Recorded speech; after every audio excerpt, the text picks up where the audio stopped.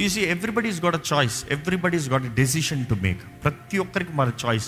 మన కుటుంబాల్లో కూడా చూడండి, తండ్రికి తండ్రి ఇష్టము, తల్లికి తల్లి ఇష్టము, పిల్లలకి పిల్లలు ఇష్టము, ఎవరికి వాళ్ళ ఇష్టం. ఒక కుటుంబం ఐక్యత రావాలంటే కలిసి జీవిస్తానే. ఈరోజు కుటుంబాల ఐక్యత లేదండి, కుటుంబాల ఐక్యత కనబడతలేదండి. నిజంగా మీ జీవితంలో ఐక్యత ఉండుంటే ఈరోజు మీ జీవితం ఇలాగ ఉంటుందా, ఈ పరిస్థితులు ఇలాగ అయి ఉంటుందా, ఇలాంటి నష్టం కలిగి ఉంటుందా, ఇలాంటి స్థితికి వచ్చి ఉంటారా? మీరు అంటారు దెయ్యం దెయ్యం దెయ్యం అని. దెయ్యానికి చోటిచ్చింది మీరు. సహోదరుల ఐక్యత కలిగి ఉంటాం ఎంత మేలు, ఎంత మనోహరం. ఈరోజు ఐక్యత లేని జీవితాలు కాబట్టి అపవాది దాడి చేస్తాడండి. ఈరోజు దేవుని సన్నిధిలో ఉన్న మీరు యథార్థంగా మిమ్మల్ని మీరు ఒక్కసారి పరీక్షించుకోండి. ఏ రీతిగా బంధించబడి ఉన్నారా? ఏ రీతిగా బంధించబడిన వారైతే ఈరోజు దేవుని సన్నిధిలో ఉన్న మన మధ్య పరిశుద్ధాత్ముడు సంచరిస్తున్నాడు. మన మధ్య పరిశుద్ధాత్ముడు కార్యం జరిగిస్తానికి సిద్ధంగా ఉన్నాడు.